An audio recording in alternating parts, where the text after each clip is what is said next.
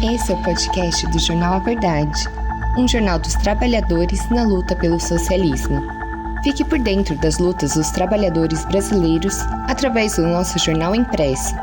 Basta entrar em contato com nossos brigadistas ou através do nosso site, averdade.org.br. Crise climática em 2023 mostra que o capitalismo pode levar ao fim do mundo. Uma matéria de Enzo Alevato, do Rio de Janeiro. Temos observado ao longo de 2023, de norte a sul do globo, o desenrolar de uma série de eventos climáticos desastrosos para a humanidade e o meio ambiente. Eventos esses que parecem se tornar cada vez mais frequentes e intensos. O mundo tem assistido a temperaturas cada vez mais extremas sendo registradas em todo o planeta, como visto nas recentes ondas de calor que assolaram os Estados Unidos e a Europa. De fato, durante o verão de 2022, estima-se que cerca de 61 pessoas morreram na Europa devido a ondas de calor extremo. Também no Brasil têm sido cada vez mais recorrentes eventos climáticos que são verdadeiras catástrofes, como chuvas torrenciais e secas que ceifam centenas de vidas de brasileiros a cada ano.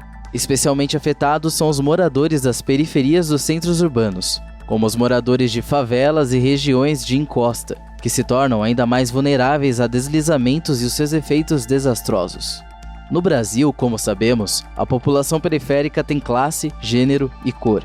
É composta majoritariamente por trabalhadores negros e negras, sendo essas últimas ainda mais vulnerabilizadas pela situação social de desigualdade em que se encontram. Mas afinal de contas, o que é o aquecimento global? Esse é o nome científico dado ao fenômeno do aumento das temperaturas médias do planeta Terra. Aumento esse que é causado pela intensificação do chamado efeito estufa. Um fenômeno natural que permite a retenção do calor do Sol na atmosfera terrestre devido à presença dos chamados gases de efeito estufa, como o dióxido de carbono e o metano. A título de exemplo, podemos estimar que, sem o efeito estufa, a temperatura média da Terra giraria em torno de 18 graus Celsius negativos.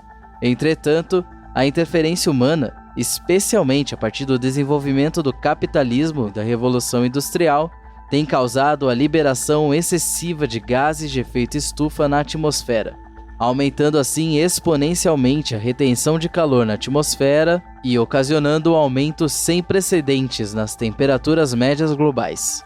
O painel intergovernamental sobre mudanças climáticas, instituído pela ONU, o IPCC, é um grupo internacional de cientistas de referência sobre as mudanças climáticas. Em seu mais recente relatório de março de 2023 consta que a temperatura média mundial já subiu 1,1 graus Celsius acima dos níveis pré-industriais. É uma consequência direta de mais de um século de queima de combustíveis fósseis, bem como do uso desordenado e insustentável de energia e do solo. Cada incremento no aquecimento resulta em um rápido aumento dos riscos. Ondas de calor e chuvas mais intensas e outros eventos climáticos extremos aumentam ainda mais os riscos para a saúde humana e para os ecossistemas. Em todas as regiões, pessoas estão morrendo devido ao calor extremo. A insegurança alimentar e hídrica causadas pelas mudanças climáticas devem aumentar com o aumento do aquecimento. Nesse sentido, os dados mostram que há países e populações significativamente mais vulneráveis às mudanças extremas do clima que temos assistido e que esses são justamente os países mais explorados pelo imperialismo capitalista. Segundo a Acnur, a Agência da ONU para Refugiados, mais de 70% das pessoas refugiadas ou deslocadas internamente no mundo vêm de países extremamente vulneráveis aos efeitos das mudanças climáticas, como é o caso do Afeganistão, a República Democrática do Congo, a Síria e o Iêmen. Para além das desigualdades nos efeitos da crise climática, também saltam aos olhos as flagrantes desigualdades quanto à poluição do ambiente e a emissão de gases de efeito estufa que agravam o aquecimento global. Com efeito, segundo os dados de um artigo científico publicado pela renomada revista The Lancet Planetary Health, o chamado Norte Global composto majoritariamente pelos países imperialistas da Europa e os Estados Unidos, são, de longe, os maiores poluidores, causando 92% do excesso de gás carbônico desde 1750. Por fim, as desigualdades ficam escancaradas quando se trata de classe. Segundo os dados da Oxfam, o 1% das pessoas mais ricas do mundo foi responsável pelo dobro das emissões de dióxido de carbono quando comparadas aos 50% mais pobres da população mundial entre os anos de 1900 e 2015. Em outro estudo, se constatou que apenas 100 empresas são responsáveis por 71% das emissões de gases de efeito estufa no mundo desde 1988. Mas então, qual é a gravidade da crise climática? Órgãos governamentais, controlados pela burguesia e aliados da mídia burguesa, escondem da população mundial a real gravidade das mudanças climáticas em curso.